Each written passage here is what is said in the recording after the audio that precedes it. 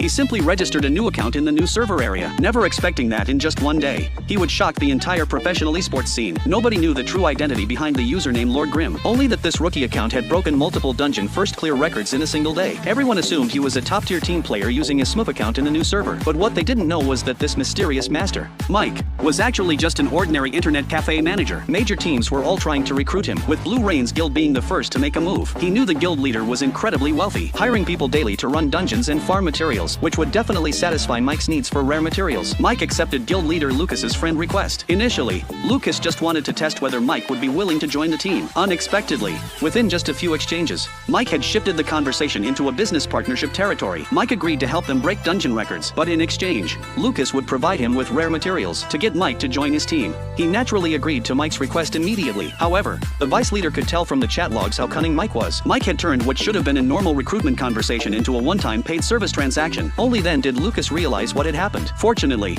he'd only given half the materials. As long as Lord Grimm could break the record, paying some materials wouldn't be a loss. Soon enough, the appointed time arrived. Lucas brought guild members and arrived early at the dungeon entrance to wait. But when they saw Mike's character was just an unspecialized class, many began doubting his abilities. What happened next completely stunned them. Mike drew a circle, which they interpreted as him preparing to explain tactics. But Mike's actual intention was for them to stay inside the circle and not move. He charged alone into the Frost Forest dungeon, leaving Lucas and the others with faces full of confusion. You have to understand, soloing Frost Forest was impossible, let alone breaking the existing clear time record. But Lucas had already paid the materials, so he could only explain to his team members that this was how masters operated. Time ticked by minute by minute. The vice leader couldn't wait any longer because they had already announced in advance that they would be the first to break the record-clearing Frost Forest dungeon. If they kept waiting, their team would become a laughingstock. Although Lucas was also anxious, he decided to wait until the last moment, just as he was about to count to 3 and then go in. Before he could even finish counting, a system announcement popped up congratulating their team for breaking the record clear. Everyone was shocked Mike had actually soloed the entire dungeon by himself. What was even more unexpected was yet to come. A few days later,